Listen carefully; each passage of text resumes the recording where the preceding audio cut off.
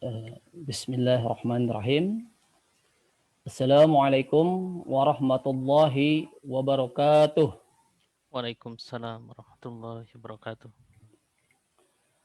Alhamdulillah, alhamdulillahilladzi arsala rasulahu bil huda wa dinil haqq yudhhirahu 'alad dini kullihi wa kafa billahi syahida.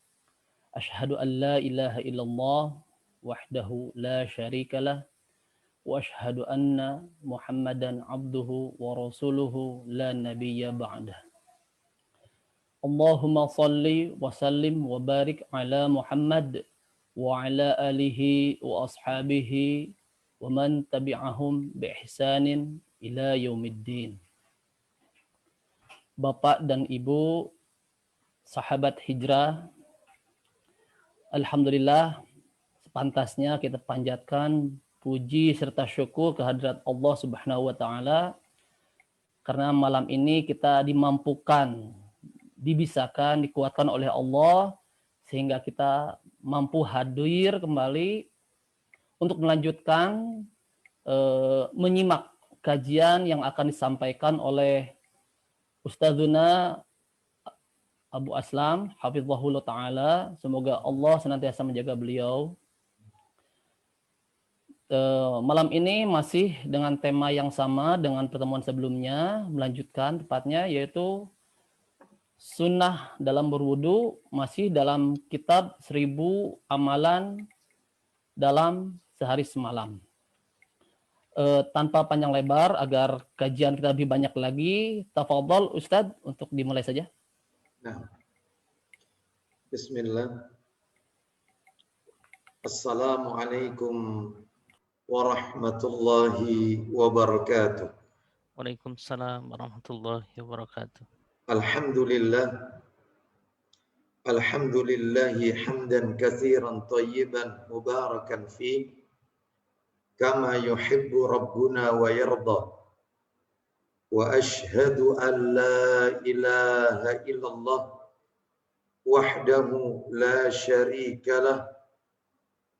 Wa ashhadu anna Muhammadan abduhu wa rasuluh. Ya ayyuhalladzina amanu taqullaha haqqa tuqatih wa la tamutunna illa wa antum muslimun.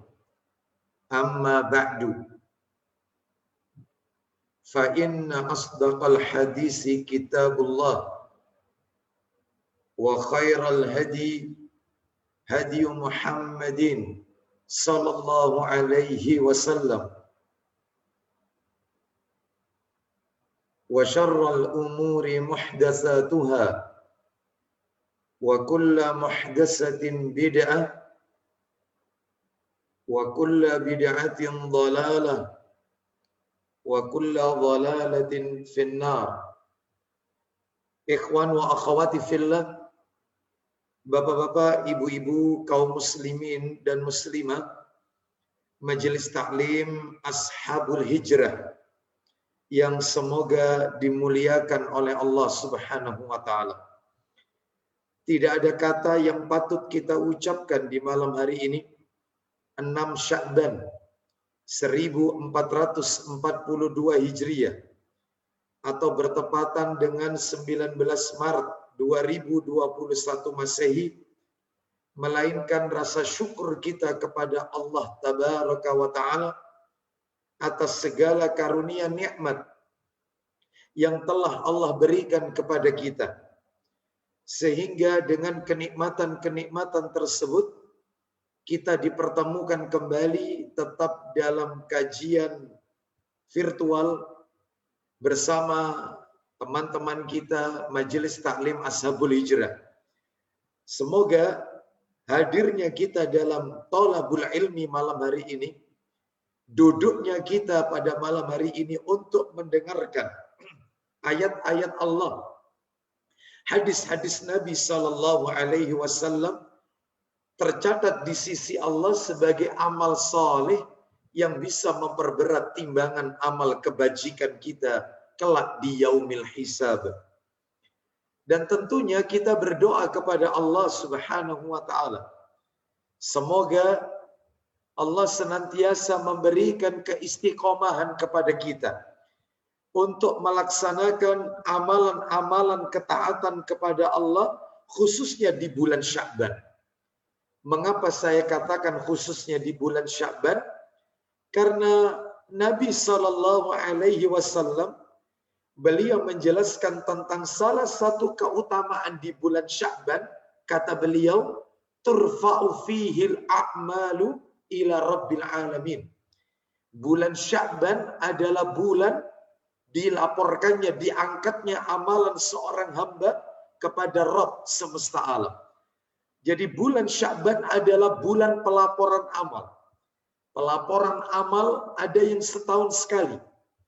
Pelaporan amalan seorang hamba kepada Allah ada yang sepekan 2 kali. Ada juga pelaporan amal itu yang sehari 2 kali.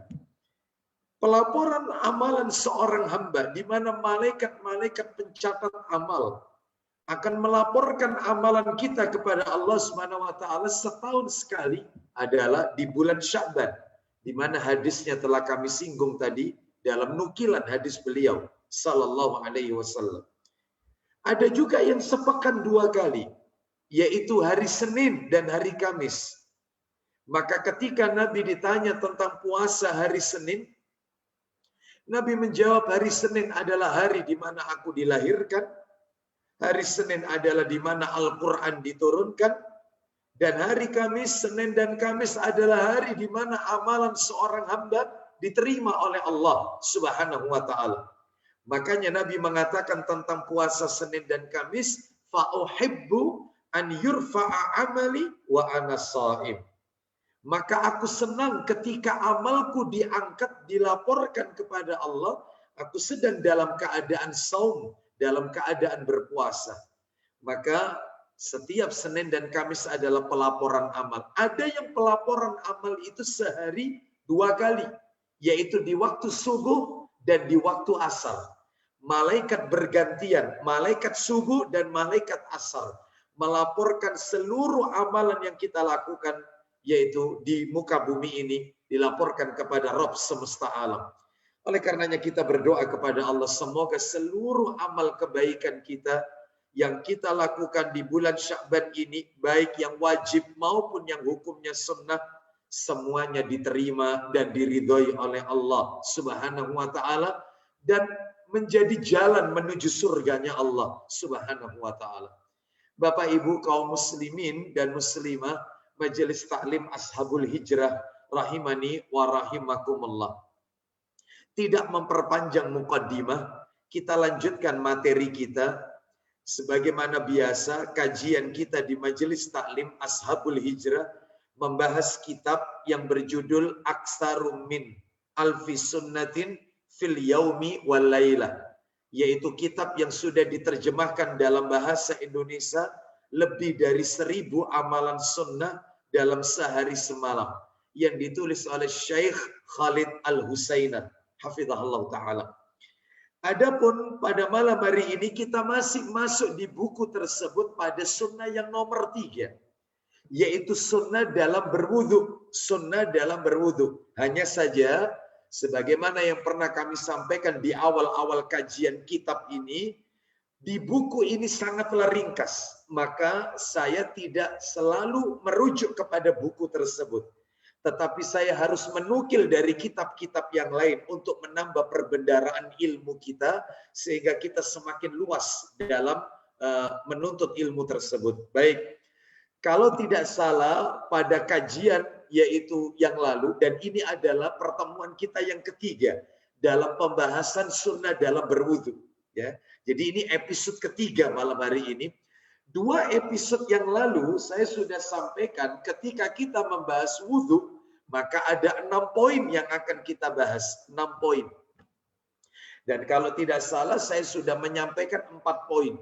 Ya, 4 poin. Dan nanti kita akan tambahkan 1 poin lagi, yaitu tentang fikihnya.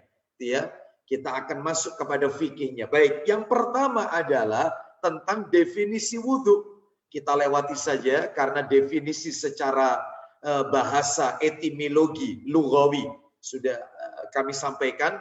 Begitu juga definisi wudhu secara istilah syar'i atau terminologi, ini juga sudah kami sampaikan. Intinya adalah wudhu itu bersumber dari al-kata al-wadho'ah, yang artinya kebersihan atau kecerahan. Itu secara bahasa. Kita lanjutkan, yang kedua adalah keutamaan wudhu. Fadilah orang yang selalu memperbaharui wudhu, selalu bersuci. Apa keutamaannya? Maka kami sebutkan waktu itu 3 dalil, 3 keutamaan. Semoga 3 ini mewakili dari sekian yang banyak. Kami ringkaskan aja ya, mereview dikit. Keutamaan yang pertama adalah sebagai pembersih dari noda-noda dosa. Allah sucikan dosa-dosa kita. Allah ampuni dosa-dosa kita. Bahkan dosa-dosa kita akan keluar, yaitu pada tetesan air wudhu yang mengalir dari bawah kuku-kuku kita. Bayangkan. Ya, ini yang pertama, peluntur dosa. Yang kedua adalah anggota wudhu yang terkena air wudhu itu akan bercahaya nanti di hari kiamat. Sehingga Nabi akan mengenali kita umatnya nanti di hari kiamat.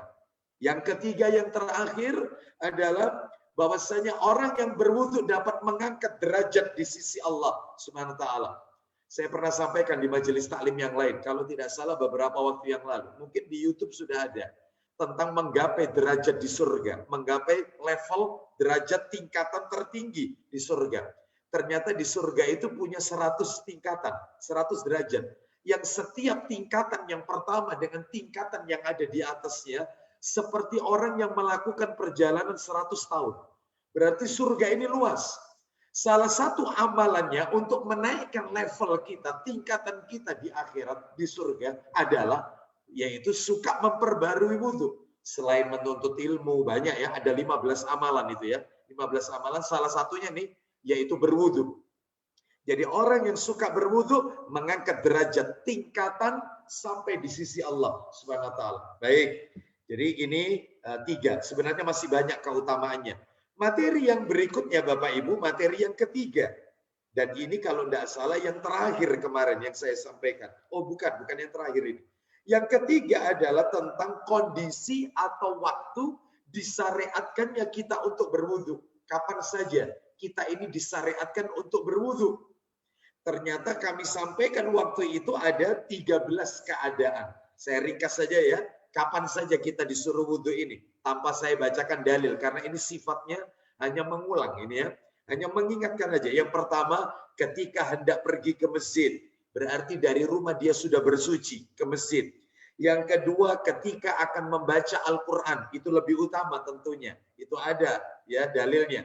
Jadi ketika akan membaca Al-Quran. Yang ketiga adalah ketika mau tidur.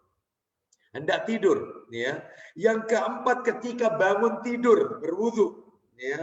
Yang kelima adalah pada saat akan berdoa kepada Allah. Upayakan kalau kita berdoa, kita dalam keadaan suci. Sekalipun tanpa bersuci pun tidak mengapa. Adapun yang afdal adalah bersuci. Kenapa? Nabi SAW, beliau pernah mendoakan sahabatnya namanya Abu Amir. Siapa Abu Amir ini? Beliau ini pamannya sahabat Nabi, pamannya Abdullah bin Qais. Dan Abu Amir ini didoakan ketika selesai perang Autos. Dan ketika itu Nabi meminta air, Nabi berwudu, setelah itu Nabi mendoakan. Yaitu pamannya Abdullah bin Qais yang bernama Abu Amir ini.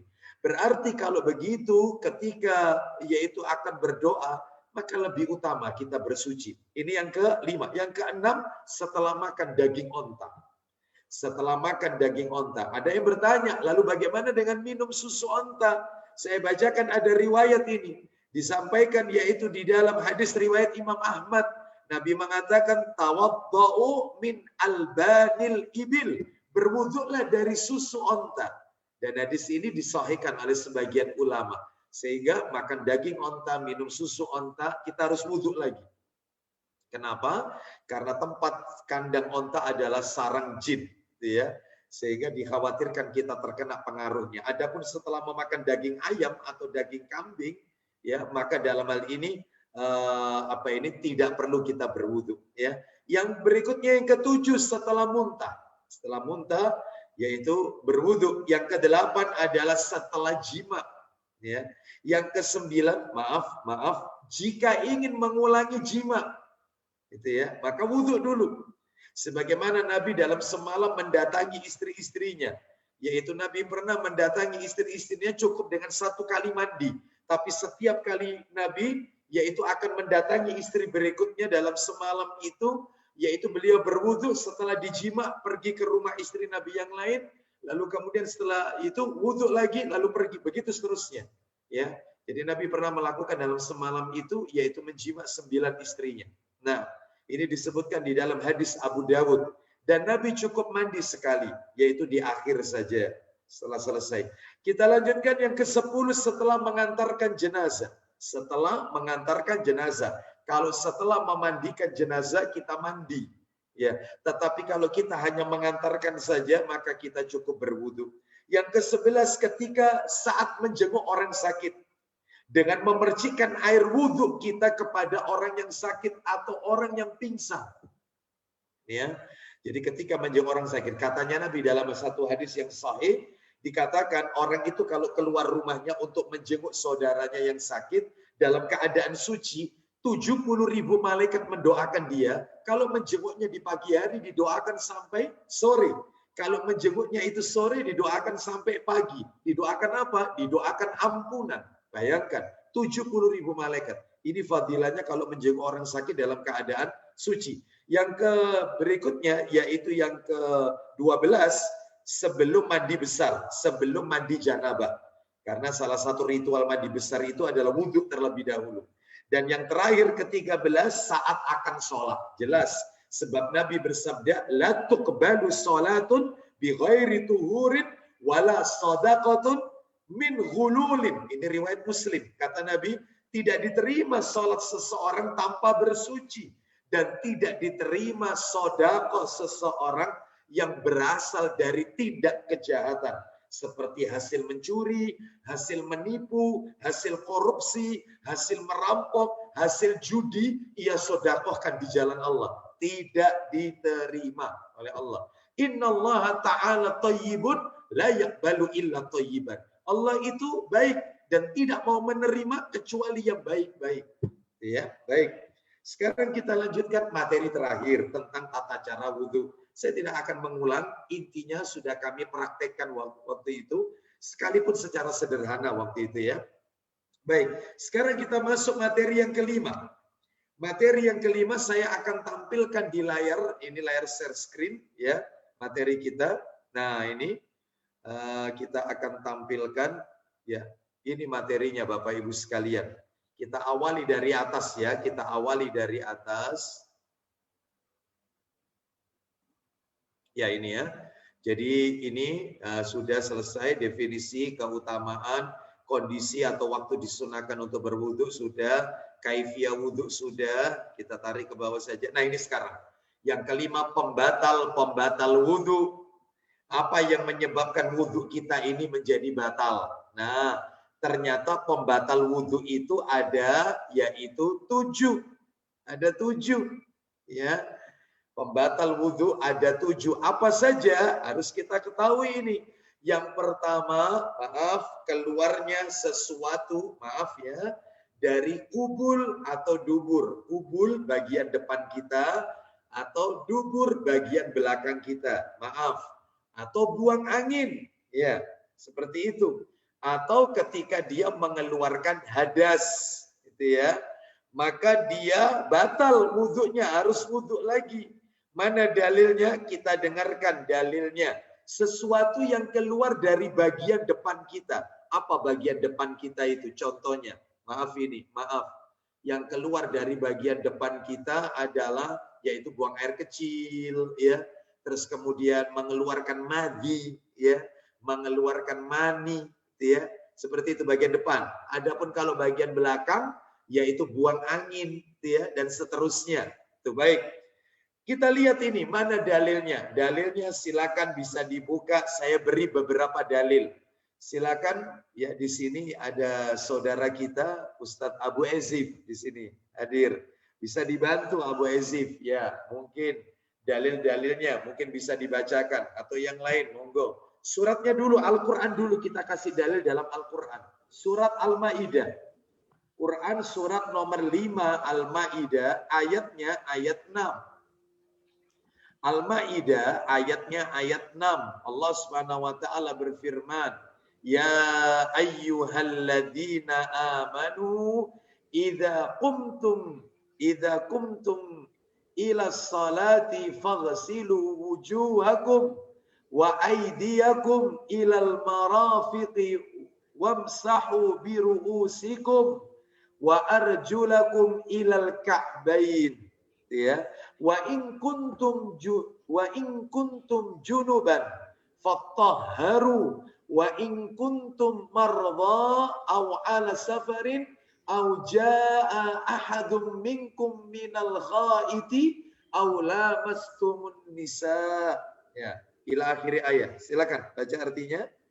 Hai orang-orang yang beriman, Ya, apabila kamu hendak mengerjakan sholat, apabila kamu ingin menunaikan sholat, maka basuhlah mukamu dan tanganmu sampai dengan siku, baik, terus lanjut. dan sapulah kepalamu dan basuh kakimu sampai dengan kedua mata kaki. Baik, itu tata cara kaifiat wudhu. Lanjutkan.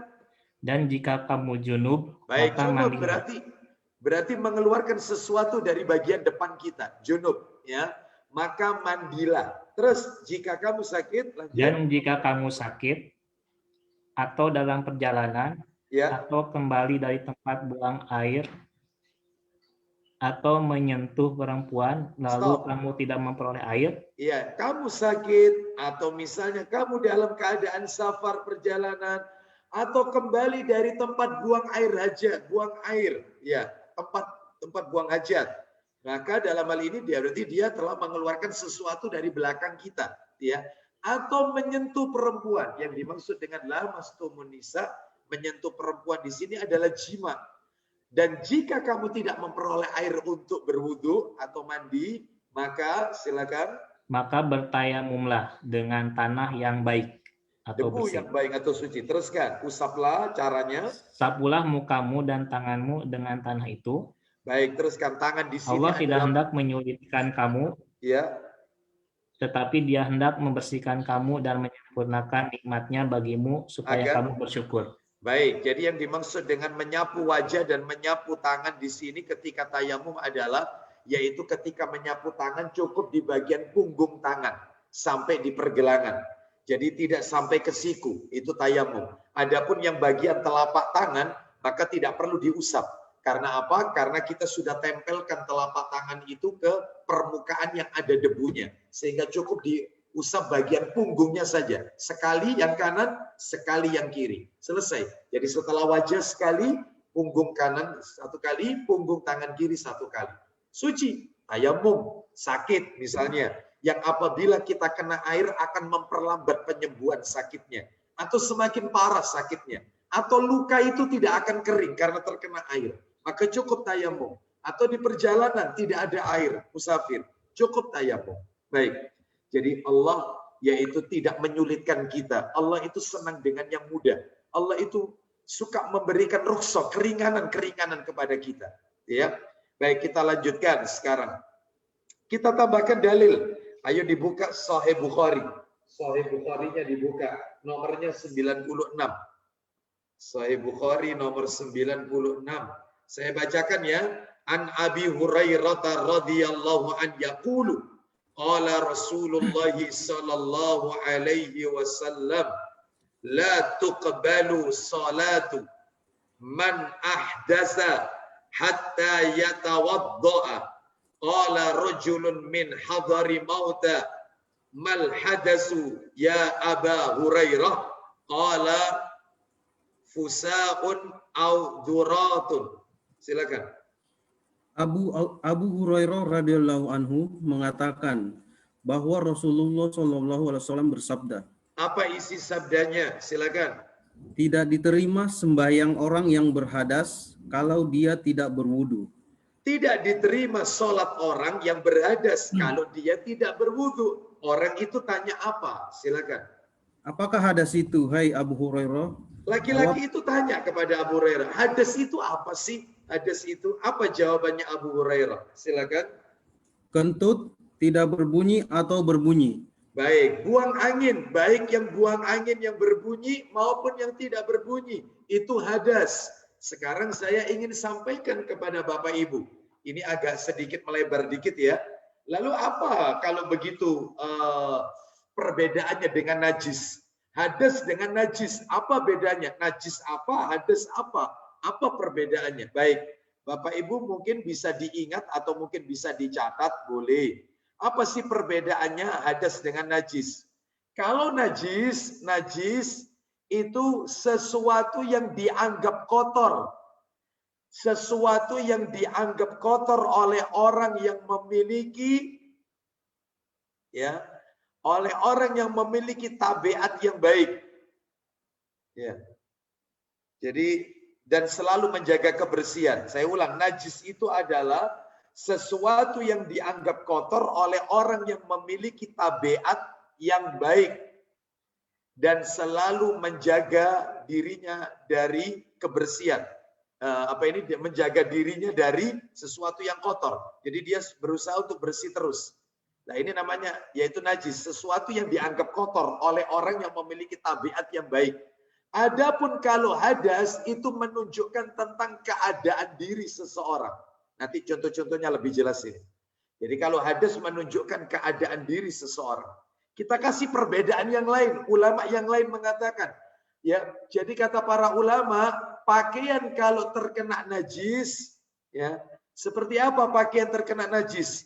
Kotoran manusia, air kencing, maka harus dibersihkan, harus dibersihkan. Sedangkan kalau terkena hadas, ya, orang kalau berhadas, maka mesti dengan wudhu, mandi atau tayamum kalau tidak ada air. Saya ulang, kalau pakaian kena najis, pakaian itu harus dicuci bersih. Tetapi kalau orangnya yang berhadas, ya, orangnya, ya, keadaan diri orangnya, maka dia kalau tidak wudhu, ya mandi, kalau nggak mandi, ya tayamum kalau nggak ada air. Bapak Ibu sekalian. Lagi katanya para ulama, najis itu kadang kita temukan pada badan. Najis itu kita temukan pada badan, pakaian dan tempat itu najis. Sedangkan kalau hadas, jadi najis itu banyak. Bisa kita temukan pada badan kita, pakaian kita, atau tempat yang terkena najis. Itu najis. Bisa badan, bisa pakaian, bisa tempat. Tapi kalau hadas, itu khusus kita temukan pada badan saja. Nggak ada pakaian kena hadas, nggak ada. Nggak ada tempat itu hadas, nggak ada. Kalau tubuhnya terkena hadas, iya. Dia sedang berhadas, ya. Buang angin setelah jima ini hadas ini, ya. Sedangkan kalau najis itu bisa melekat pada pakaian, bisa pada badannya, pakaian atau tempat. Kita lihat lagi katanya para alim ulama perbedaan najis dan hadas. Najis itu bentuknya konkret. Najis itu konkret. Sedangkan kalau hadas itu abstrak. Nggak terlihat. Najis itu jelas. Kelihatan. Oh, ada bercaknya, ada bekasnya. Tapi kalau hadas nggak kelihatan. Abstrak. Dan menunjukkan keadaan seseorang hadas itu. Ya, mohon maaf ini. Mohon maaf. Ketika seseorang selesai berhubungan intim dengan istrinya, jima lah, maka ia dalam keadaan hadas besar. Orang itu hadas besar. Kalau orang itu kentut buang angin, maka dia hadas kecil. Jadi kalau jima hadas besar, kalau buang angin hadas kecil. Sedangkan apabila orang itu pakaiannya kena air kencing, itu ya, maka ia berarti terkena najis, bukan hadas. Jadi hadas itu lebih cenderung kepada yaitu bentuknya konkret, sedangkan kalau abstrak itu, kalau hadas itu adalah abstrak. Kita lihat hadas kecil bisa dihilangkan dengan wudhu. Hadas kecil, ya kentut itu hadas kecil, wudhu. Kalau hadas besar, mandi. Sedangkan kalau najis beda lagi. Najis itu asalkan najisnya itu hilang, maka sudah membuat benda tersebut suci. Contoh, ya, benda yang kena najis, misalnya tubuh kita terkena jilatan anjing. najis. Maka cukup dicuci saja dengan 7 kali, salah satunya dengan tanah. Tidak perlu dia wudhu, tidak perlu dia mandi besar. Nah, tapi orang kalau kena hadas, kalau tidak wudhu, ya kalau tidak ada air, ya tayamum. Atau bisa jadi mandi. Karena dia telah melakukan jima misalnya. Atau mimpi basah, dan seterusnya. Nah itu ya. Mudah-mudahan dari penjelasan yang ringkas ini, Bapak Ibu sekalian bisa membedakan ya antara najis dengan hadas. Jadi kita lanjutkan sekarang dalilnya, kembali ke materi. Jadi wudhu itu batal kalau keluar sesuatu dari kubul atau dubur atau buang angin. Kita tambahkan lagi. Coba Sahih Muslim dibuka. Sahih Muslimnya dibuka. Nomornya nomor 251. Sahih Muslim 251. Ya. Saya baca. An Aliyin qala kuntu rajulan madda'an wa kuntu astahyi an as'alan nabiyya sallallahu alaihi wasallam lima kani ibnatihi fa amartul miqdad ya fa amartul miqdad dabnal aswadi fasa'alahu faqala yaghsilu dzakarahu wa yatawaddau. Silakan dari Ali bin Abi Thalib. Silakan. Dari Ali bin Abi Thalib radhiyallahu anhu katanya, aku sering keluar madzi. Aku sering keluar madhi. Aku sering keluar madhi. Apa madhi itu? Tolong dibaca catatan kakinya. Coba dibaca madhi itu apa? Silakan. Madzi itu lendir putih bening yang keluar dari kemaluan ketika datang syahwat. Ketika seseorang itu datang syahwatnya, ya, maka tentunya dia akan mengkeluar itu ya dari farji, cairan yang bening putih, ya, seperti itu. Lanjut teruskan. Tetapi aku malu menanyakan hukumnya kepada Rasulullah SAW. Iya. Karena hubunganku dengan putri beliau. Iya. Karena itu, kusuruh Miqdad bin Al-Aswad menanyakannya. Teruskan. Jawab Rasulullah SAW. Iya. Suruh dia mencuci zakarnya. Nah, terus? Dan sesudah itu suruh dia berwudu. Nah, jadi Ali bin Abi Thalib radhiyallahu an, beliau sering keluar madhi. Beliau malu tanya sama Nabi, mertua soalnya. Karena ada kaitannya putrinya Nabi beliau nikahi. Maka beliau suruh orang yaitu namanya Miqdad bin Al-Aswad untuk menanyakan. Katanya Nabi, suruh Ali itu untuk mencuci farjinya. Setelah dicuci, wudhu saja. Tidak perlu mandi. Yang mandi itu kalau yaitu setelah jima atau ketika keluar mani, bukan madhi. Ada wadi, ada madhi, ada mani. Ya. Biasanya kalau wadi itu cairan yang keluar bersamaan pada saat dia buang air kecil. Itu biasanya di awal-awal. Nah, itu namanya wadi. Ya. Baik, kita lanjutkan. Jadi itu dalil apabila keluar salah satu dari kubul atau dubur atau buang angin. Wajib mengulang wudhu. Sekarang kita lanjutkan yaitu yang nomor 2, pembatal wudhu. Jima atau mengulangi jima. Ya, ketika jima, ya maka yaitu setelah jima, kalau dia mau melanjutkan tidur, wudhu dulu kata Nabi. Ya, meskipun dia nggak mandi. Seperti itu. Atau dia akan mengulangi jima. Wudhu dulu. Ya. Mana dalilnya? Sahih Muslimnya dibuka. Nomor 257. Sahih Muslim 257. An Abi Sa'idil Khudri radhiyallahu an qala. Qala Rasulullah sallallahu alaihi wasallam, "Idza ata ahadukum ahlahu summa arada an yauda falyatawadda." Silakan. Dari Abu Sa'id Al-Khudri radhiyallahu anhu katanya, Rasulullah Shallallahu alaihi wasallam bersabda, baik, apa kata Nabi? Silakan. Apabila kamu bersenggama kemudian ingin hendak mengulangnya kembali, maka hendaklah wudhu lebih dahulu. Wudhu lebih dahulu. Nah itu. Coba dibaca satu lagi Mas, 258. Nomornya 258. Satu nomor berikutnya. An Anas bin Malik radhiyallahu an. Anna Nabiyya sallallahu alaihi wasallam kana yatufu ala nisaihi bi ghuslin wahidin. Silakan. Dari Anas bin Malik radhiyallahu anhu katanya, Rasulullah Shallallahu Alaihi Wasallam pernah mendatangi beberapa istri beliau bergantian hanya dengan 1 kali mandi. Ya, 1 kali mandi. Ya, baik. Jadi ini menunjukkan kepada kita jika jima atau ingin memulai jima maka wudhu ya sebelum mandi. Ya, baik kita lanjutkan. Itu yang kedua ya. Yang kedua. Kita tambahkan sekarang yang nomor 3. Kapan wudhu kita batal? Apabila tidur terlelap. Tidur terlelap. Sehingga kehilangan yaitu respon. Dia tidak bisa merespon suara yang ada di sekitar. Ciri-cirinya tidur terlelap biasanya terdengar mendengkur, gitu ya. Terus kemudian yaitu sudah tidak terdengar lagi, dia tidak bisa merespon suara yang ada di sekitarnya. Nah, seperti itu. Maka ini tidur terlelap. Mohon maaf.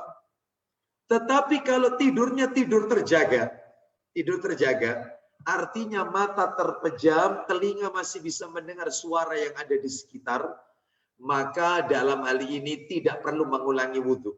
Tapi kalau tidurnya terlelap, contoh Jumatan, ini biasa ini ya, salat Jumat, ya, ketika mendengarkan khatib, ya tidur ini, ya memang betul nggak mendengkur dia, nggak mendengkur, cuman dia sudah kehilangan yaitu suara, artinya tidak bisa merespon. Bahkan tangannya pun juga sudah terjatuh, artinya dalam hal ini betul-betul terlelap. Yang seperti ini ketika iqamah, dia harus wudhu dulu itu. Wudhu. Nggak boleh dia langsung sholat. Wudhu. Saya sering kali menyaksikan yang seperti ini Bapak Ibu, yaitu ketika etikaf. Ramadan, waktunya etikaf. Maka sering kali kita perhatikan kalau di Masjidil Haram ya, saya perhatikan kalau di sana itu biasanya Bapak Ibu setelah kan terawihnya 2 kali di sana. Kalau 10 hari terakhir itu sholat terawihnya 2 kali di Mekah dan di Madinah itu. Terawih yang pertama itu setelah Isya itu 20 rakaat, nggak pakai witir. Sedangkan sholat yang kedua sholat malam Qiyamul Lail itu jam 1 malam dan biasa imamnya itu Sudais. Karena nanti ada kunut witir yang panjang doanya. Nah, biasanya setelah itu mereka sambil menanti waktu subuh atau mereka sambil menanti Qiyamul Lail sholat tarawih yang kedua. Ya, karena biasanya jam 8 start mulai, selesai jam 11, setengah 11, itu menunggu sampai jam 1 mereka tidur istirahat. Itu terkadang nggak pakai wudhu, padahal jelas kita mendengarkan dengkurannya. Nah, itu ya. Maka harus wudhu itu. Ya, baik. Lah alasannya mereka begini alasannya. Saya kalau wudhu, saya tinggalkan tempat ini, maka tempat ini diperebutkan orang. Orang kalau sudah itikaf itu, Allahu Akbar, ya apalagi penduduk setempat di mana di Mekah ya, mereka bawa bantal, mereka bawa selimut ya, seperti itu. Mereka bawa itu sehingga ya seperti itulah di sana kalau itikaf ya. Seperti itu. Maka kalau ditinggal akan ditempati orang. Bahkan sampai-sampai kalau tempat itu mau dijual sama mereka tentu ada yang mau beli. Karena apa? Padatnya luar biasa. Ya, luar biasa penuh. Oleh karena itu, maka mereka memilih untuk tidak wudhu. Nah, yang seperti ini, maka sebaiknya tetap wudhu. Caranya adalah bisa kita memberikan pesan kepada orang di samping atau kita letakkan sesuatu, maka tidak akan diganggu, dipindahkan orang. Baik, kita lanjutkan. Yang keempat, tidur terlelap kita kasih dalil. Silakan dibuka Abu Dawud jilid 1. Nomor hadisnya Abu Dawud adalah 203. Abu Dawud 203. An Ali bin Abi Thalib radhiyallahu anhu qala Rasulullah sallallahu alaihi wasallam wika usahi al-ainani faman nama falyatawaddo. Ya, saya bacakan aja, saya bacakan terjemahannya aja. Dari ya, silakan silakan. Ya, silakan. Ya, sudah dapat Ustaz. Sudah dapat. Dari Ali bin Abi Thalib radhiyallahu an, dia berkata Rasulullah sallallahu alaihi wasallam bersabda. Ya. Tali ikat bokong itu adalah kedua mata. Ya. Maka siapa yang tidur hendaklah dia berwudu. Nah, maksudnya tali ikat, maaf bagian belakang kita ya, pantat ini ya. Tali ikat yaitu bagian belakang kita ini adalah kedua mata. Siapa yang tidur hendaklah dia berwudu. Artinya kalau dia tidak tidur, maka dia dalam keadaan terjaga. Sehingga apabila keluar sesuatu dari bagian belakangnya, maka tentunya kan dia sudah dalam keadaan terjaga, dia harus wudu.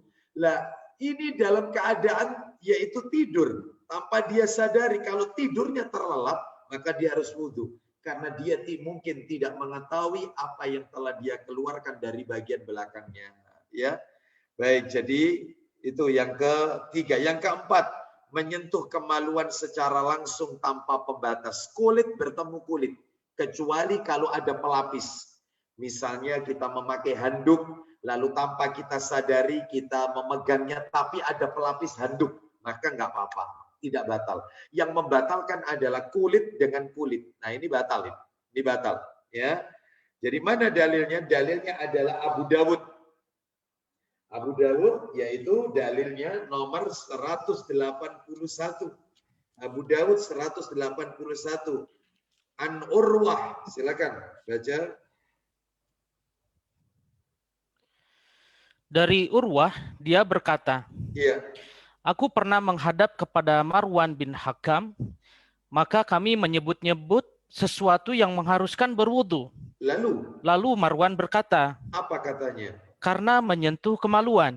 Terus? Maka Urwah berkata, Aku tidak mengetahui tentang hal itu. Setelah itu Marwan berkata, bahwa Busrah binti Safwan memberitahukan kepadaku bahwa dia pernah mendengar Rasulullah Shallallahu Alaihi Wasallam bersabda, silakan baca. Barang siapa yang menyentuh kemaluannya, maka hendaklah dia berwudu. Nah itu, man massa dzakarahu falyatawadda. Siapa yang menyentuh farjinya, maka hendaklah dia berwudu. Itu ya. Baik, kita lanjutkan sekarang. Yang kelima, makan daging onta. Maka wudu, dalilnya Abu Dawud nomor 184. Silakan dibuka Abu Dawud 184 dari Barra bin Azib radhiyallahu an. Silakan. Dari Barra bin Azib radhiyallahu an, dia berkata, Rasulullah Shallallahu Alaihi Wasallam pernah ditanya tentang berwudu karena makan daging unta. Terus. Maka beliau Shallallahu Alaihi Wasallam bersabda, silakan. Berwudulah karenanya. Terus. Dan beliau juga ditanya tentang berwudu karena makan daging kambing. Terus. Maka beliau Shallallahu Alaihi Wasallam bersabda, silakan. Janganlah berwudu karenanya. Nah, lanjut. Dan beliau juga ditanya tentang mengerjakan sholat di kandang unta. Gimana sholat di kandang unta? Apa jawaban Nabi? Maka beliau Shallallahu Alaihi Wasallam bersabda, Janganlah mengerjakan sholat di tempat itu. Karenanya termasuk tempat syaitan. Baik, tempat jin, tempat syaitan, kandang unta. Terus kan? Dan beliau juga ditanya tentang mengerjakan sholat di kandang kambing. Bagaimana kalau sholat di kandang kambing? Maka beliau Shallallahu Alaihi Wasallam bersabda, sholatlah di dalamnya, karena tempat itu mengandung barokah. Nah, kandang kambing mengandung berkah.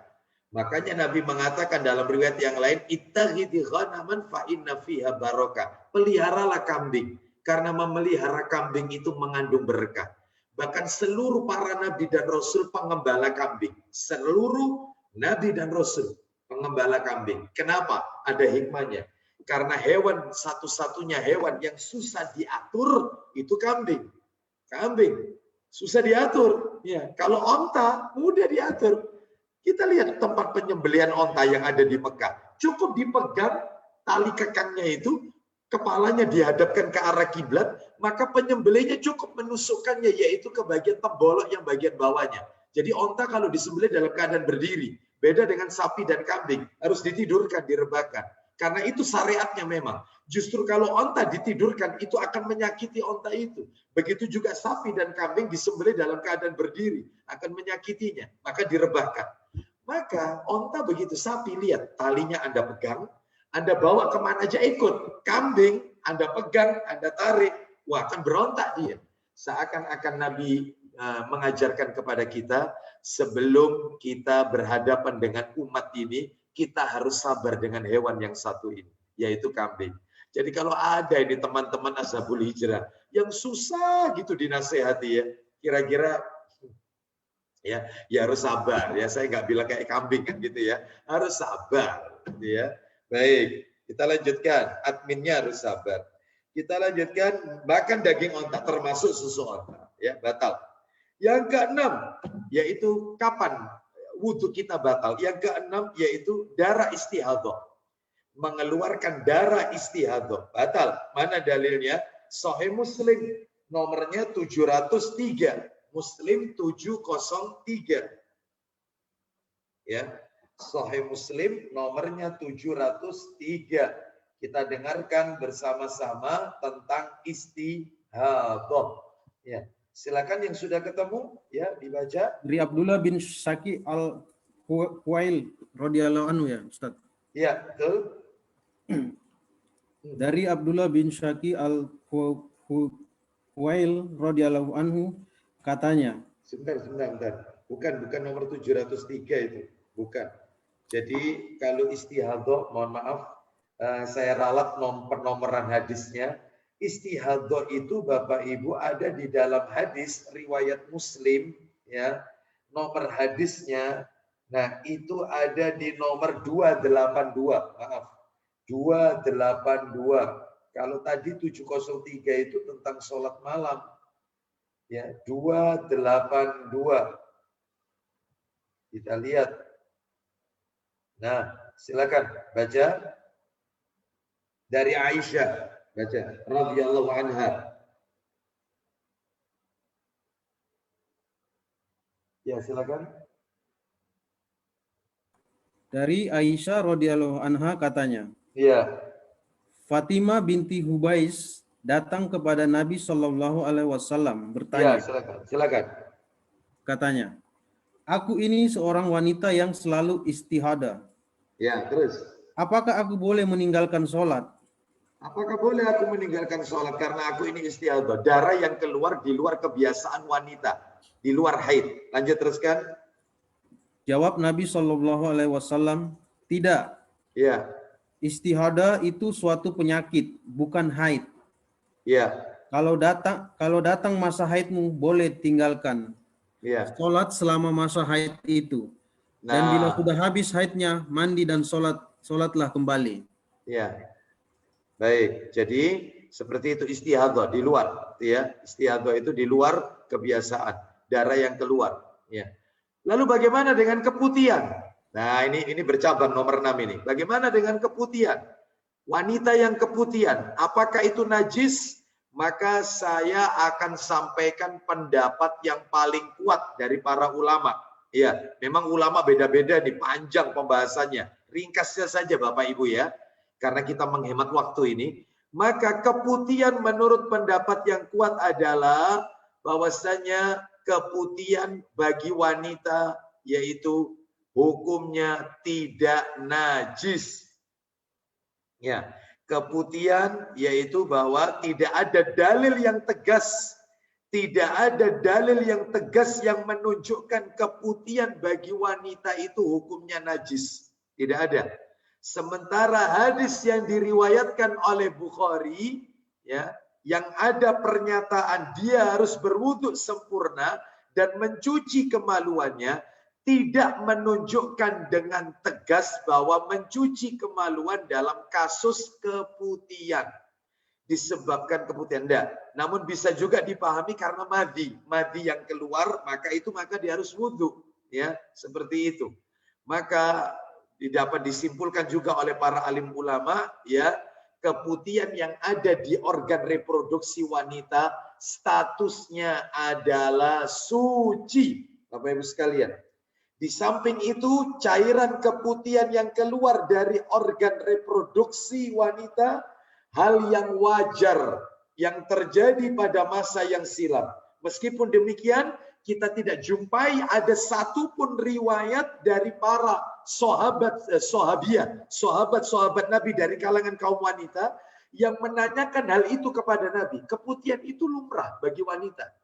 Dulu di zaman Nabi wanita itu juga keputihan, tapi nggak ada hadis wanita di zaman itu tanya keputihan, nggak ada. Yang ditanyakan itu jima, madi, mani itu ada, istihadah itu ada, tapi keputihan nggak ada. Sehingga jika memang keputihan itu najis, tentu Rasul akan mengingatkannya. Maka keputihan tidak najis. Itu pendapat yang kuat. Silakan dicari. Nggak ada hadis yang mengatakan wanita bertanya tentang keputihan. Nggak ada. Satu pun nggak ada. Padahal itu adalah sesuatu yang lumrah terjadi pada seorang wanita. Ya, baik. Jadi maka kembali hukum asalnya, segala sesuatu hukum asalnya itu adalah suci. Selama tidak ada hal-hal yang menghalanginya dia menjadi najis atau menjadi hadas dan seterusnya ya. Baik, jadi suci. Nggak perlu bimbang ibu-ibu sekalian yang mendengarkan kajian kita malam hari ini, keputihan, maka dalam hal ini suci. Nggak perlu memperbarui wudhu maksudnya. Ya, kita lanjutkan sekarang yaitu yang ketujuh. Hilang akal karena mabuk, ya maaf ini karena mabuk, ya pingsan, gila, maka setelah itu dia harus wudhu kalau mau menunaikan sholat, ya seperti itu, wudhu, mabuk, pingsan dan seterusnya. Ini adalah kesepakatan jumhur ulama untuk yang nomor 7 ini. Baik, sekarang Bapak Ibu kita akhiri materi kita dengan pembahasan yang terakhir, fikih wudhu. Nah ini fikih wudhu. Kalau ini sudah masuk teknis ini, sudah masuk pembahasan ya hal-hal yang terjadi di sekitar kita, ya di masyarakat kita. Bahkan mungkin di zaman Nabi belum ada, tetapi di zaman kita ada. Dan itu namanya kontemporer. Mari kita lihat ini, fikih wudhu. Ada berapa ini? Saya tulis 13. Tapi nanti saya tambahkan lagi nih. Ada lagi materi yang lain ini Bapak Ibu sekalian. Saya tambahkan, yaitu saya sudah buatkan kolomnya ini nanti. Saya buatkan kolomnya. Jadi hukumnya bagaimana, kasusnya apa, hukumnya apa, dalilnya di mana. Sudah saya buatkan. Nanti setelah ini ya. Kita lihat ini. Fikih wudhu. 1. Tidak boleh berwudhu dengan sisa air wudhu wanita. Begitu pula sebaliknya. Sisa wudhu air lelaki dipakai oleh ibu-ibu, oleh wanita. Nggak boleh. Jika terkena najis, yang nggak boleh itu. Jika terkena najis, tapi kalau tidak terkena najis, nggak apa-apa. Contohnya, maaf ini harus saya sampaikan. Jadi para sahabat itu pernah berebut sisa air wudhunya Nabi. Nabi wudhu, sisa air wudhunya dipakai rebutan. Ustadz itu kan Rasul, Ustadz. Memang betul. Tetapi di sini Nabi mendiamkannya, ya artinya kata para alim ulama, maka nggak apa-apa. Ya, ada istilah air mustakmal.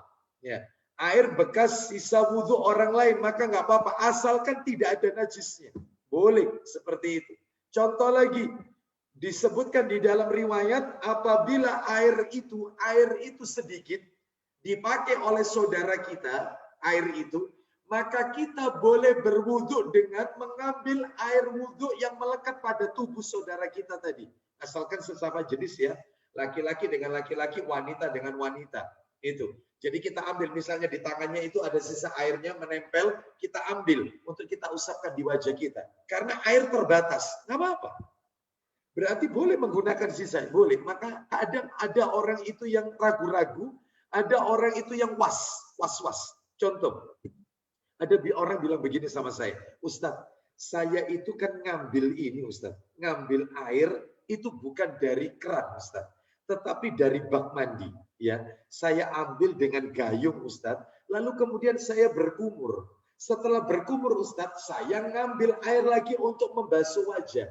Lah ternyata tetesan air yang habis saya gunakan untuk wajah, itu kembali lagi ke bak air itu netes. Ini katanya tidak boleh. Ya, boleh, nggak apa-apa. Asalkan tidak terkena najis. Ya, jadi nggak perlu was. Ya, dan itu diperbolehkan. Boleh. Mana dalilnya? Kita kasih dalil. Dalilnya silakan dibuka Abu Dawud nomor 81. Abu Dawud nomor 81. Abu Dawud 81. Nggak apa-apa dalam hal ini. Ya, silakan. Dari Humaid Al-Himyari radhiyallahu an, dia berkata, Iya. Aku pernah bertemu dengan seorang laki-laki yang bersahabat dengan Nabi Shallallahu Alaihi Wasallam. Iya. Dia selama 4 tahun. Iya. Sebagaimana persahabatan Abu Hurairah radhiyallahu an berkata, Rasulullah Shallallahu Alaihi Wasallam melarang wanita mandi dengan air sisa pria. Terus. Atau pria mandi dengan air sisa wanita. Terus. Dalam riwayat lain, dan hendaklah keduanya sama-sama menciduknya. Baik, ini dikomentari oleh para alim ulama jika air itu ada najisnya, terkena najis. Tapi kalau tidak terkena najis, maka nggak apa-apa. Boleh. Nah, seperti itu. Contoh menjenguk orang sakit. Ya, mudah-mudahan kita masih ingat. Kita disunahkan kan mau menjenguk orang sakit berwudu. Kalau masih ada sisa, lalu kita percikan air wudu itu ke tubuh orang yang sakit. Nggak apa-apa. Boleh dalam hal ini, ya. Jadi tidak ada larangan, asalkan tidak bercampur dengan najis.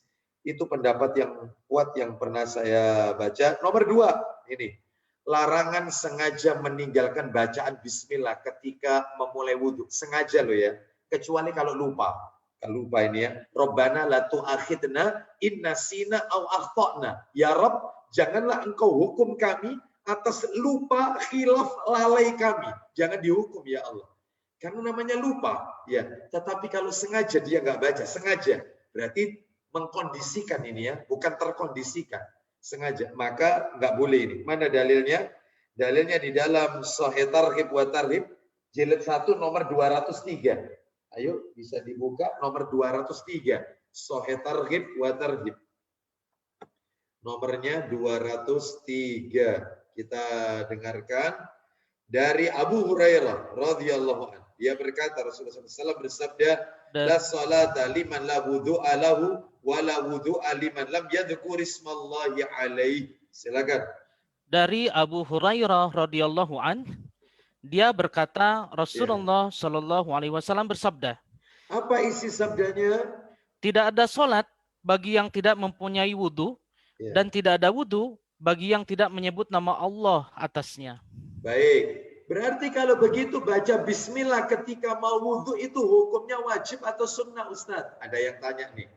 Hukumnya wajib atau sunnah? Maka kata para alim ulama hukumnya adalah tidak wajib alias sunnah. Sunnah. Ya. Makanya ulama yang mengatakan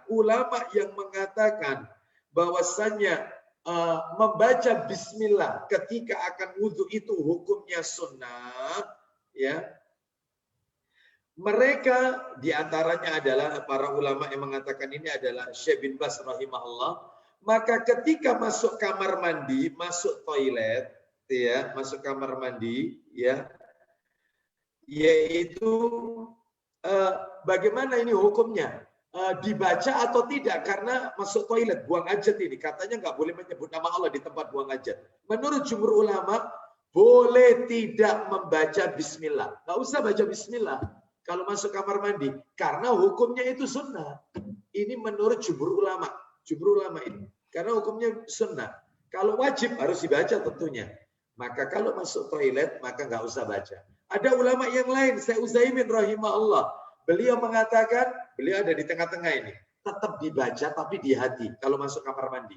Tetap dibaca bismillah. Cuma di hati. Jangan di lisan. Beda lagi sama Syekh bin Baz rahimahullah. Tetap dibaca tapi lihat toiletnya.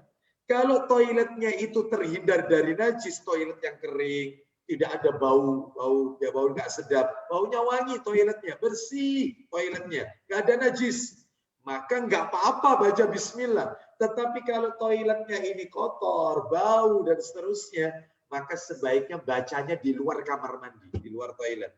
Nah ini ulama beda-beda ya, tergantung menghukuminya apa. Tapi jumhur ulama mengatakan sunnah, baca bismillah sebelum wudhu. Makanya kalau masuk kamar mandi nggak usah baca, nggak apa-apa. Wallahu a'lam bishawab. Ulama beda pendapat ya. Ya kita lanjutkan, kita hargai pendapat masing-masing ya. Kita lanjutkan yaitu yang ketiga. Larangan israf. Apa israf ini? Berlebih-lebihan. Sebentar, saya besarkan saja ya. Ini mungkin ada yang jabri kok kelihatannya tulisannya kecil. Sebentar, saya besarkan aja. Nah ini, mudah-mudahan bisa ya. Nih, baik, mudah-mudahan agak lumayan lah daripada tadi. Nomor 3, larangan israf, berlebih-lebihan. Baik penggunaan airnya maupun wudhunya sendiri. Nah boleh, semua ada batasannya. Seperti itu ya. Nggak boleh melakukan tabdir. Apa itu tabdir? Pemborosan dalam hal air. Ya, masalah wudhu saja kita nggak boleh boros. Apalagi yaitu penggunaan air yang bukan tujuannya untuk ibadah. Buang-buang air, ya, disemprotkan ke jalan tanpa ada manfaat. Kecuali kalau ada manfaatnya, supaya tidak debu, nggak apa-apa. Ya. Atau dalam rangka mencuci mobil, ya seperlunya, nggak apa-apa. Tapi ini tidak ada manfaatnya, maka ini nggak boleh. Dan orang yang berbuat tabdir pemborosan, maka dia, katanya Allah dalam Al-Quran, temannya syaitan. Boros itu teman syaitan. Maka cukup kita kecilkan saja, yaitu air tersebut yang kita gunakan untuk wudhu. Makanya saya waktu itu sudah sampaikan kepada Bapak Ibu, Nabi itu kalau wudhu cukup 1 mud, ukurannya 1 mud. Nabi wudhu itu 1 mud. 1 mud itu berapa? 1 mud itu berapa? Ukurannya berapa? 500 mililiter. 1 mud itu. Seperti air kemasan, botol air kemasan. Itu kan 330, nah lebih dikit lah. Itu 1 mud itu, 500 ml. Sedangkan Nabi kalau mandi junub itu 5 mud. 5 mud. Ya, 5 mud. Berarti 500 ml kali 5. Berarti 2,5 liter. Oh, itu mandinya Nabi. Sederhana sekali Ustaz ya. Iya. Makanya tidak boleh boros, ya. Apalagi ketika membasuh tangan, ya cukup sampai siku, jangan sampai bahu, ya. Begitu juga membasuh kaki, sampai mata kaki, ini enggak sampai paha-pahanya disiram semua. La haula wala quwata illa billah. Nah, ini berlebihan yang seperti ini, ya. Baik, kita lanjutkan. Jadi mana dalilnya? Dalilnya yaitu silakan dibuka Abu Dawud nomor 135. Silakan. Ya, Mas Ramdhani. Ya, 135. Ya, silakan dari Abdullah bin Amr, silakan. Dari Abdullah bin Amr bin Ash radhiyallahu an, bahwasannya seorang laki-laki datang kepada Nabi Muhammad SAW, lalu berkata, iya, wahai Rasulullah, iya, bagaimanakah cara berwudu? Lanjut. Maka beliau SAW meminta air 1 bejana. Lanjut. Kemudian beliau mencuci kedua telapak tangannya 3 kali. Baik, 3 kali. Boleh 2 kali, boleh sekali dalam riwayat yang lain. Dan ini sudah saya sampaikan. Lanjutkan. Mencuci mukanya 3 kali. Terus. Mencuci kedua hasta 3 kali. Sampai siku berarti hasta. Lanjut terus. Menyapu bagian kepalanya. Nah, terus. Lalu memasukkan kedua jari telunjuk ke dalam kedua telinganya. Terus. Bagian luar telinganya disapu dengan kedua ibu jarinya. Nah, seperti itu. Terus. Sedangkan bagian dalamnya dengan kedua jari telunjuknya. Nah, seperti itu sudah saya tunjukkan ini prakteknya. Lanjut aja, teruskan. Setelah itu beliau SAW mencuci kedua kakinya 3 kali. Lalu bersabda. Ini poinnya. Silakan. Demikianlah cara berwudu. Terus. Maka barang siapa yang menambah cara ini atau menguranginya, maka dia telah berlaku tidak baik dan berlaku zalim atau sebaliknya. Seperti itu, ya. Berarti menempatkan sesuatu tidak pada tempatnya, zalim. Ya, lawan katanya zalim adalah adil. Ya, kita lanjutkan. Yang keempat, makruh hukumnya. Makruh itu apa? Dibenci. Makruh itu dibenci. Hindari aja, hindari. Makruh. Orang yang bangun tidur mencelupkan tangannya yang masih diragukan kesuciannya ke dalam tempat wudhu, bejana atau sejenisnya, sebelum mencucinya 3 kali, makruh. Kita bangun tidur, kan kita namanya orang tidur nggak tahu tangan kita ini kemana saja waktu tidur. Ternyata pada waktu wudhu tangan kita masukkan ke dalam bejana, nggak boleh. Ya, maka sebaiknya cuci dulu tangan ini, baru kemudian dia berwudhu. Wallahu a'lam bishawab. Itu di mana dalilnya? Dalilnya dalam hadis Bukhari nomor 118. Ayo dibaca Bukharinya 118 dari Abu Hurairah radhiyallahu anhu. Silakan. Bukhari 118. Ya. Bukhari 118. Silakan. Dari Abu Hurairah radhiyallahu anhu katanya, Nabi SAW bersabda. Ya, silakan. Apabila seseorang kamu berwudu, ya, hendaklah ia memasukkan air ke dalam hidungnya. Kemudian menyemburkannya kembali. Istinsyak. Terus. Dan barang siapa bersuci dengan batu istijmar, hendaklah dengan bilangan ganjil. Ya, terus. Dan apabila seseorang kamu bangun dari tidur, ya, Hendaklah dia membasuh tangannya lebih dahulu sebelum memasukkannya ke dalam air wudhu. Kenapa? Karena tidak seorang pun yang tahu di mana tangannya terletak selama ia tidur. Nah, seperti itu. Tadi kita dengarkan ada istilah istijmar. Bapak Ibu perhatikan, ada istinja, ada istijmar.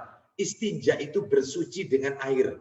Suci dengan air, itu istinja. Kalau istijmar, itu bersuci menggunakan satu batu, boleh. Dan batunya itu jumlahnya ganjil. Dan batunya itu kalau kita pegang, kita remas, hancur dia. Jadi bukan batu yang keras. Gitu ya. Terus boleh juga dengan kayu, boleh. Boleh juga dengan kalau sekarang tisu, boleh tisu basah, boleh. Boleh juga dengan diantaranya dedaunan, boleh.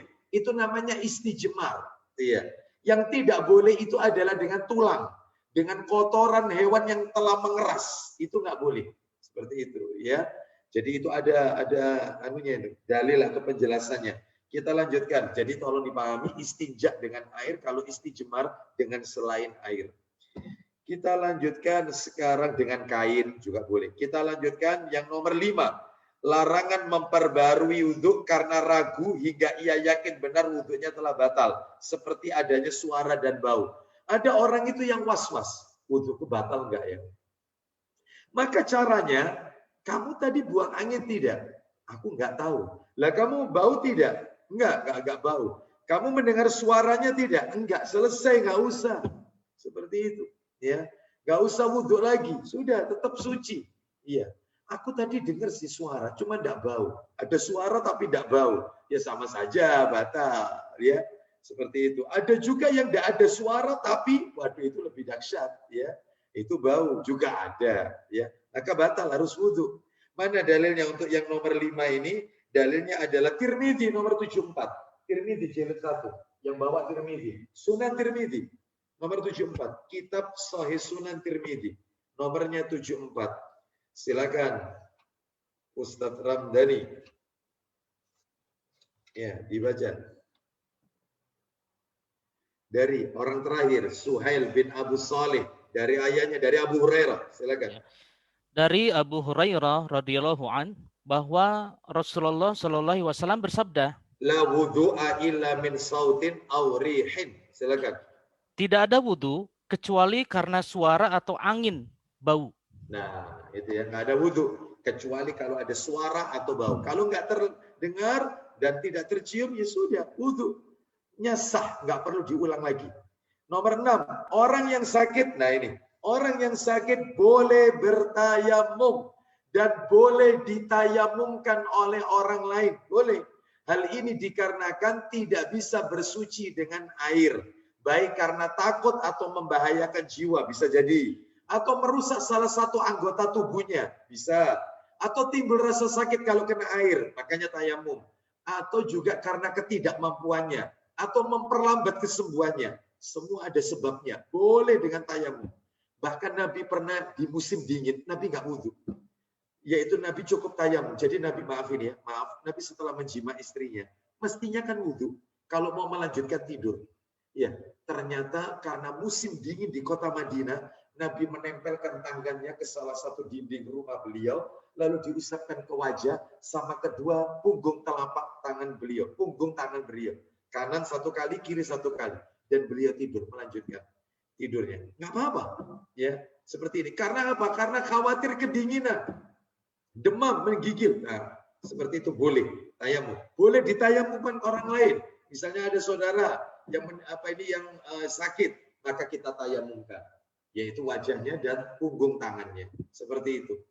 Baik, kita lanjutkan. Ini fatwa daripada para ulama ini. Yang nomor 6. Nomor 7. Orang yang masih suci dari tayamum yang pertama, langsung bisa mengerjakan sholat berikutnya. Tayamumnya untuk sholat duhur. Sampai asar belum batal. Boleh sholat asar langsung. Tanpa tayamum lagi. Nggak perlu diulang lagi. Nggak perlu diperbarui. Selama dia masih yakin. Terus nomor 8. Wudhu seorang istri tetap sah, tidak batal bila seorang suami menciumnya, nggak batal. Ya, meskipun tanpa pelapis, bahkan suami mencium dengan nafsu syahwat selama tidak keluar mani, sah, tidak batal wudhunya.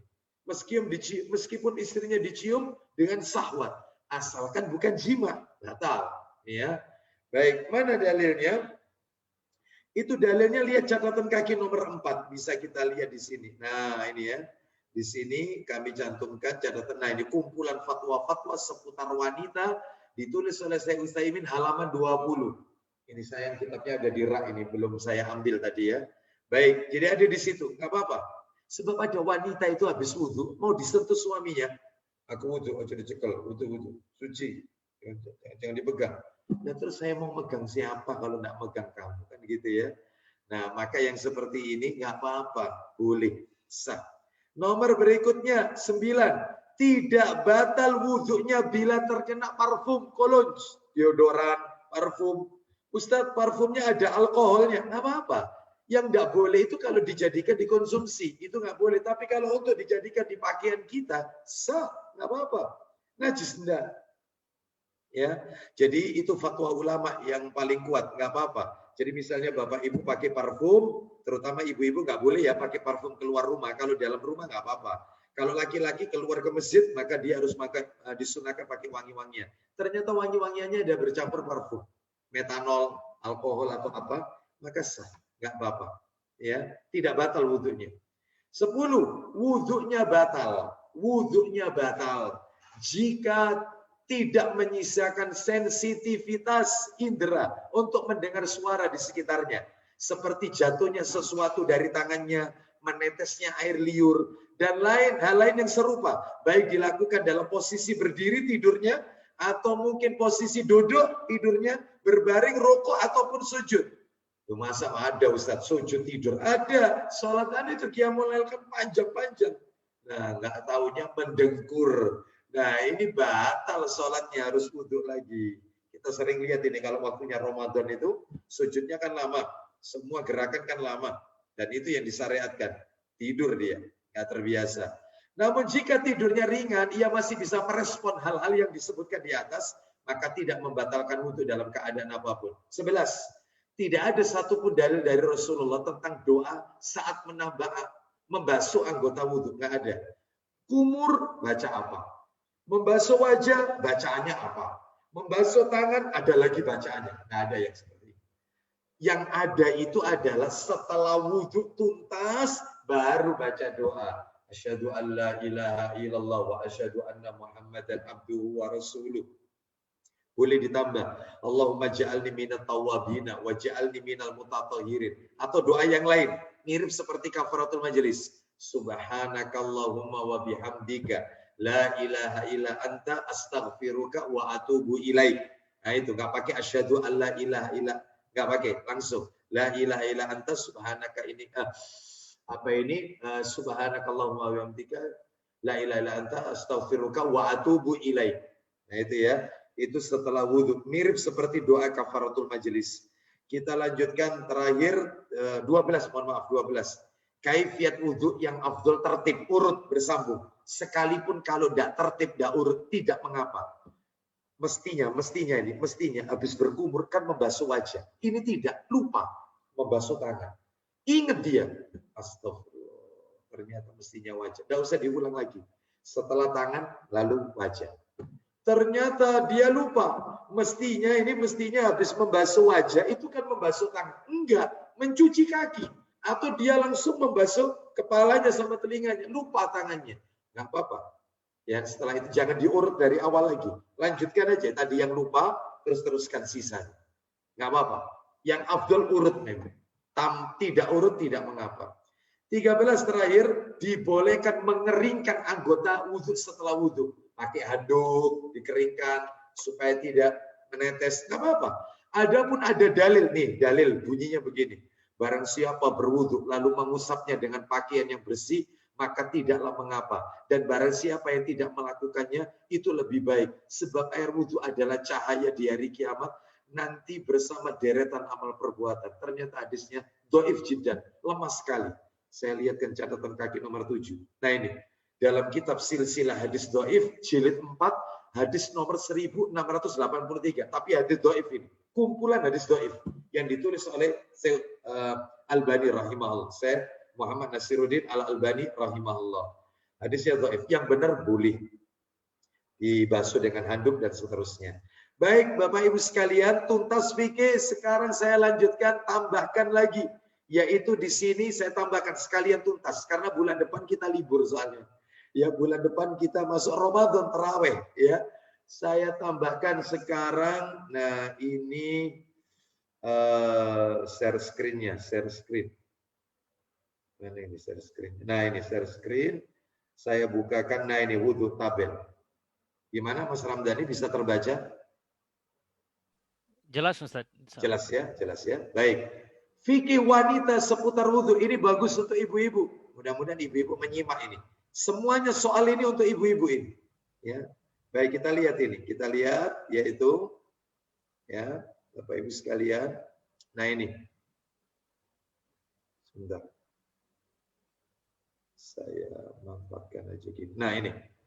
Tidak saya kasih nomor ini ya, dikasih nomor sendiri. Nanti saya akan kirimkan semua ini melalui PDF ke Mas Ramdhani, nanti bisa dibagikan ke jamaah. Semua materi bersama dalil-dalilnya. Fikih wanita seputar wudhu. Satu, wudhunya wanita yang pakai kutek, kuku. Ya, pitek, kutek. Nah, bagaimana ini? Nah, ini dalilnya. Kutek dapat menghalangi mengalirnya air ke kuku. Jawabannya ini. Baik ketika wudhu maupun mandi besar. Menggunakan kutek adalah kebiasaan wanita kafir. Oh, hati-hati. Sehingga menggunakannya menyerupai tasyabuh dengan orang kafir. Sekalipun bagi wanita yang haid diperbolehkan menggunakannya. Kalau haid boleh. Kalau suci, hindari. Ustadz, itu bukan kutek. Itu kuteknya kutek halal. Jadi kalau wudhu itu senyawa. Tetap terkena air wudhu. Apakah tidak boleh? Atau pacar? Pacar, bukan kutek. Nggak apa-apa. Yang tidak boleh itu adalah ya seperti orang melakukan apa itu manicure, pedicure itu kan diwarnai kukunya dengan kutek. Maka ini sebaiknya kalau nggak senyawa hindari. Bahkan ini adalah perbuatan menyerupai orang-orang kafir. Baik, kita lanjutkan. Wudhunya wanita yang menggunakan pacar. Nah ini tadi saya singgung pada tangan sama kaki. Kakinya juga dipacar. Biasanya pengantin ya. Boleh, nggak apa-apa. Karena warna inai atau pacar tidak mengandung ketebalan atau lapisan. Namun jika inai tersebut mengandung sesuatu zat yang dapat menghalangi air untuk sampai ke kulit, harus ditinggalkan. Ini dalilnya ini, sampingnya. Fatwa Lajnah Daimah lil Ifta, juz 5, halaman 217. Nah ini ya, semuanya ada dalilnya nih, fatwa-fatwa ulama. Terus 3, wudhunya wanita yang rambutnya disanggul alias dikepang. Gimana wudhunya? Apa dibuka kepangnya, sanggulnya? Boleh, nggak apa-apa. Akan tetapi ia tidak boleh mengepang atau menyanggul rambut di bagian atas kepala. Jadi kalau dia itu dikepang di belakang atau dikuncit, ya, dia wudhu nggak apa-apa, nggak apa-apa.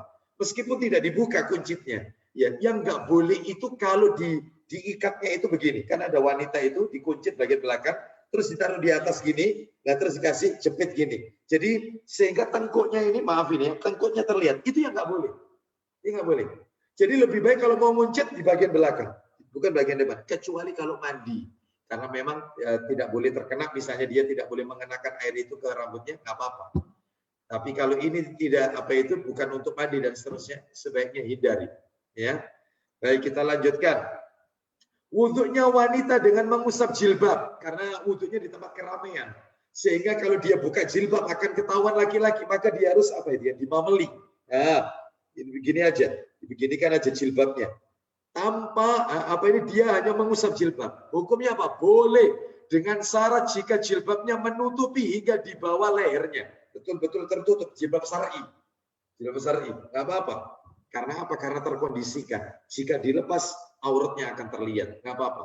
Wudhunya wanita yang rambutnya diberi inai, rambutnya diwarnai, pacar. Boleh, Rasul pun juga menggunakan. Abu Bakar jenggotnya warna kunyit, kunil, kekuning-kuningan. Karena sudah putih. Saya minta tolong ini yang bapak-bapak yang jenggotnya sudah putih ini, kajian berikutnya sudah berubah warnanya. Kalau bisa ya. Ya kalau bisa berwarna kemerahan atau kecoklatan ya, pakai henna atau katam. Ya, seperti itu. Kita lanjutkan. Wudhunya wanita yang rambutnya diberi minyak rambut. Ya, nah ini kesimpulannya ini. Jika minyak yang digunakan menjadikan rambut beku, kan ada spray itu kita gunakan beku, maka wajib ia hilangkan terlebih dahulu. Namun jika tidak menjadikan rambut itu kaku atau beku, diperbolehkan dengan syarat ketika membasuhnya dengan mengencangkan tekanan telapak tangannya supaya masuk ke pori-pori kepala. Nah, seperti itu. Karena ada wanita itu pakai minyak ya atau spray. Kita lanjutkan. Wudhunya wanita yang membasuh dan membersihkan najis dari bayinya yang buang air kecil. Jadi punya bayi, bayinya ada najisnya. Lah si ibu ini sudah wudhu, dia membasuh, yaitu bagian, maafin ya, kemaluan si bayi itu. Gimana hukumnya? Wudhunya sah dengan syarat A, tidak menyentuh kemaluan atau duburnya bayi, namun hanya membersihkan kotorannya saja. Jadi pakai kain pelapis. B, tetap memperhatikan kesucian tangan. C, najis tersebut tidak mengenai badan atau pakaiannya. Jadi pakai sarung tangan. Yang nggak boleh itu kalau kulit ketemu kulit. Nah itu nggak boleh, batal. Meskipun bayinya. Ya, ini nggak boleh. Kita lanjutkan bagian bawah. Iya, bawah ini. Sebentar. Ya ini. Wudhunya wanita yang memandikan bayinya. Oh sudah. Ini ya. Nah, ini sekarang. Wudhunya wanita yang mengeluarkan angin dari farjinya. Maaf ya, keluar angin bukan dari dubur, dari farjinya. Wudhu dan sholatnya perempuan ini sah karena tidak keluar dari tempat najis, yaitu dubur. Tidak apa-apa. Boleh. Tidak batal. Terus wudhunya wanita yang menyentuh laki-laki mahramnya atau laki-laki asing. Ya, secara tidak sadari tersenggol. Ya. Maka wudhunya sah dengan syarat tidak keluar sesuatu dari kemaluannya. Karena yang dimaksud dengan menyentuh perempuan dalam An-Nisa ayat 43 adalah jima, bukan senggolan. Asalkan senggolannya tidak disertai dengan syahwat. Kalau disertai dengan syahwat dan keluar sesuatu yang mandi, ya wajib wudhu. Kalau mandi besar. Terus wudhunya wanita yang melihat laki-laki, maaf ya, laki-laki telanjang, suaminya misalnya, atau melihat kemaluannya sendiri. Bagaimana wudhunya wanita? Dia wudhu, lihat suaminya telanjang. Maaf ini. Atau lihat kemaluannya sendiri. Sah wudhunya. Nggak batal. Wudhunya bidan wanita yang menangani persalinan. Otomatis kena darah ini. Ya bagiannya. Bidan. Wudhunya sah dengan syarat ia tidak menyentuh farji wanita itu yang melahirkan tersebut. Namun jika ia akan sholat cukup hanya dengan mencuci badan dan pakaiannya yang kena najis darahnya saja. Nah, itu ya. Seperti dibersihkan aja. Nggak usah diwudhu lagi. Dibersihkan aja. Baru dipakai sholat pakaiannya. Nggak apa-apa. Itu ya. Wudhunya wanita yang pakai lipstik. Gimana? Perempuan wudhu pakai lipstik. Masih merah bibirnya. Wudhunya sah. Namun ketika puasa, jika lipstik tersebut menimbulkan rasa, kan ada lipstik yang menimbulkan rasa, maka tidak boleh digunakan. Kalau puasa. Kalau tidak puasa nggak apa-apa. Sholat nggak apa-apa, boleh. Artinya wudhunya itu sah. Terus wudhunya wanita yang menggunakan perban alias gib, wudhunya sah, walaupun sekedar diusap di perbannya itu nggak apa-apa, sah. Wudhunya wanita yang menggunakan air kolam yang telah berubah menjadi hijau. Air kolamnya itu sudah hijau, sudah dipakai wudhu, boleh enggak? Wudhunya sah. Dengan syarat, satu, berubahnya air tersebut, rasanya, warnanya, dan baunya tidak disebabkan karena najis. Jadi kalau kita bau ternyata ini karena najis, atau warnanya berubah karena najis, nggak boleh. Namun jika tidak, maka sebaiknya mengambil beberapa ciduk air dari kolam tersebut, lalu mengeluarkannya di luar kolam. Itu ya. Wudhunya sah, ya, asalkan tidak berubah karena najis. Ya. Wudhunya wanita, maaf ini, mana ini? Yang mana ini ya? Ini. Wudhunya wanita yang mengeluarkan mimisan, mengeluarkan darah, ya, mengeluarkan darah. Mana tadi ya? Nah ini.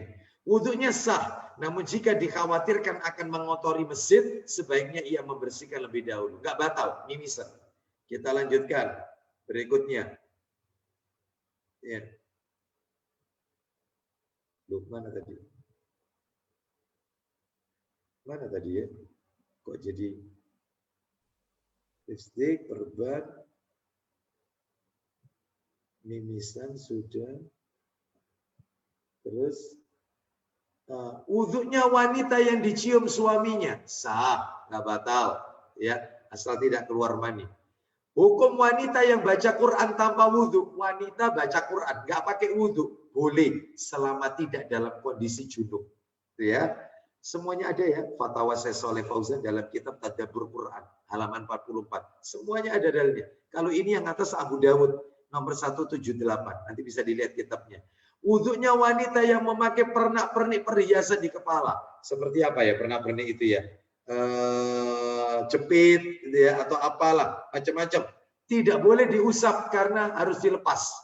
Karena kedudukannya bukan seperti khuf, digunakan untuk kemegahan, bukan kebutuhan.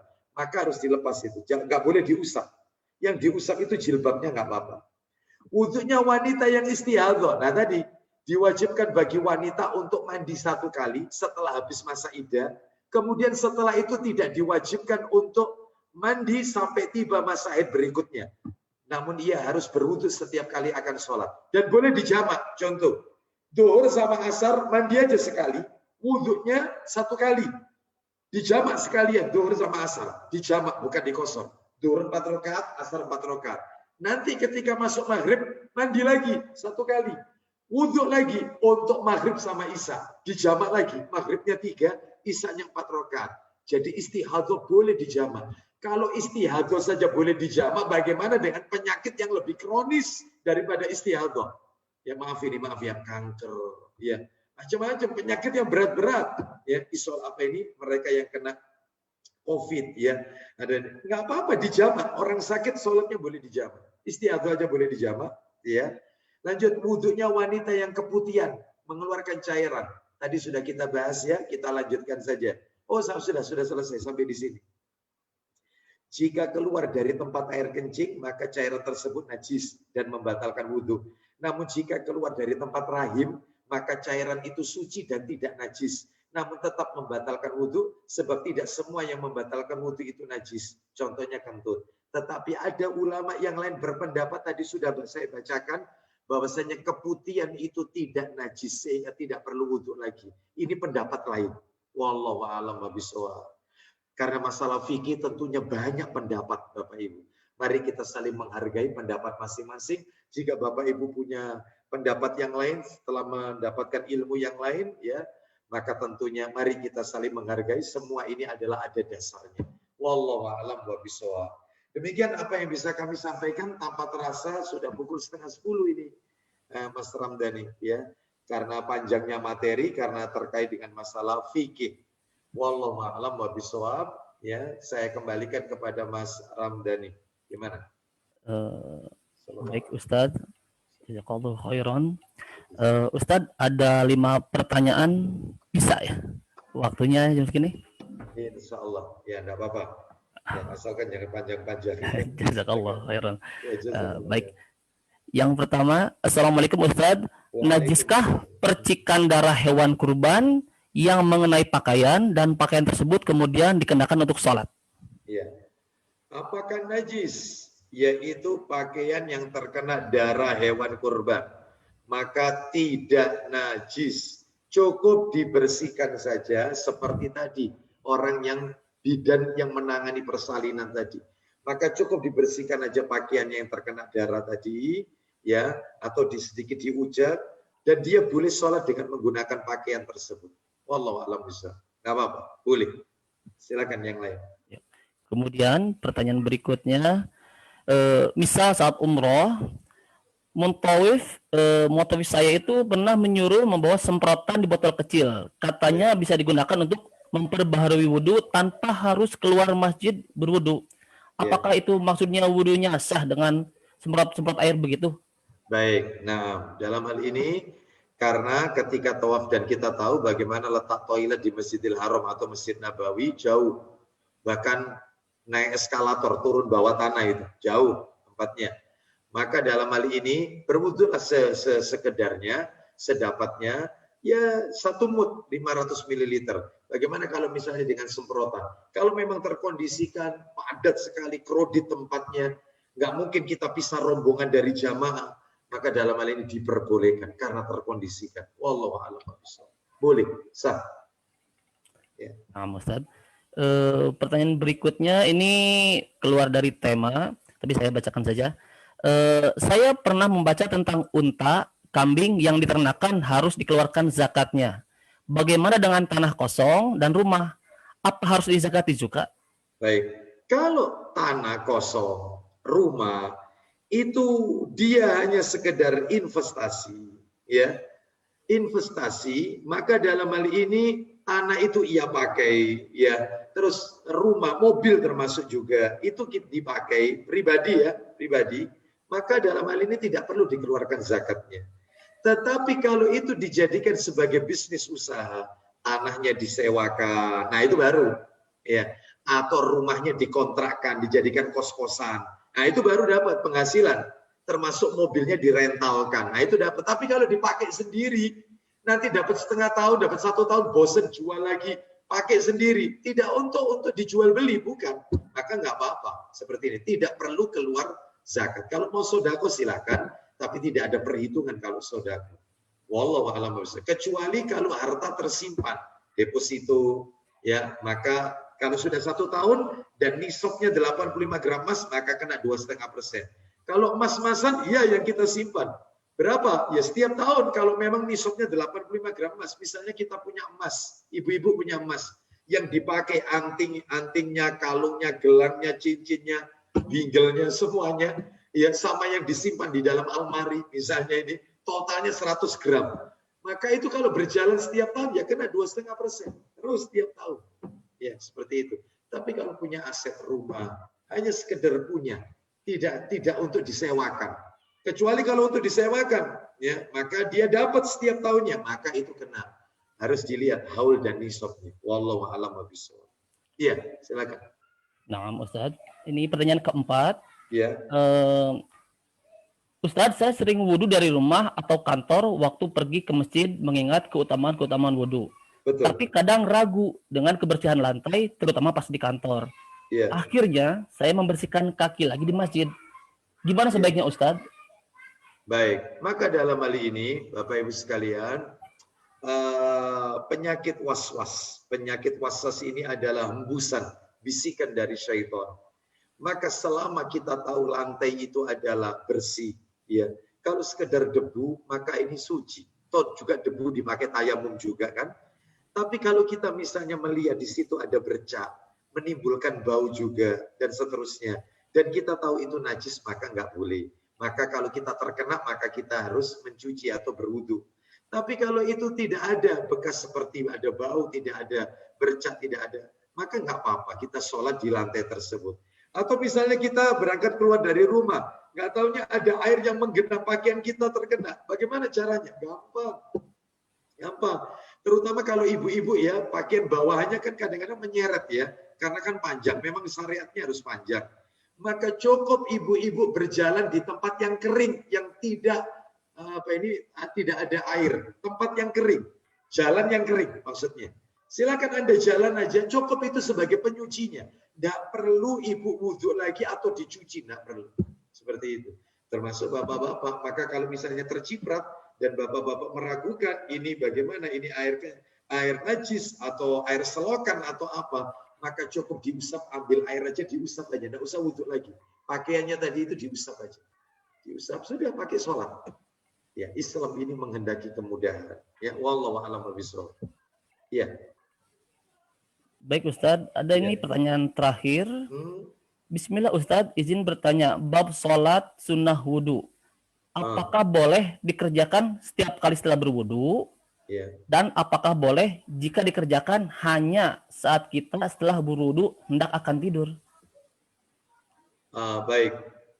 Ya, jadi disebutkan oleh para alim ulama. Ya, jadi sholat setelah wudhu. Ya, sholat setelah wudhu. Ini namanya sholat sunat tohur. Ya, sholat sunat tohur. Dan ini yang biasa yang dilakukan oleh sahabat. Siapa masih ingat Bapak Ibu sekalian? Sahabat Bilal bin Abi Rabah radhiyallahu an. Bagaimana ini? Apakah ada dalilnya jika kita lakukan rutin? Ya, maka ini ada dalilnya. Dalilnya sahih, diriwayatkan oleh Bukhari, di mana Nabi SAW bersabda, "Man tawadda nahwa wudu'i hada, thumma qama faraka'a rak'ataini." Ya, jadi barang siapa yang berwudu seperti wuduku ini, kemudian berdiri melaksanakan 2 rakaat dengan tidak mengucapkan pada dirinya, ya, maka dia akan diampuni dosanya yang telah lalu. Ya, katanya Syekhul Islam Ibnu Taimiyah rahimahullah, dianjurkan sholat 2 rakaat setelah wudhu meskipun pada waktu-waktu yang terlarang. Ya, meskipun setelah asar itu boleh, nggak apa-apa. Zakaria Al-Ansari di dalam kitab Asna Al-Maqalib, beliau mengatakan dianjurkan bagi orang yang berwudu lalu sholat 2 rakaat setelah wudu pada waktu kapanpun. Ya, pada waktu kapanpun. Ya, terus kemudian disebutkan pula oleh para alim ulama, ya, yang lain diantaranya sholat sunnah wudu setelah selesai wudu, sebelum waktu berselang lama setelah selesai. Hal ini terwujud seperti sholat tahiyatul masjid. Nggak apa-apa jika melaksanakan sholat selainnya setelah wudhu, baik wajib maupun sunnah.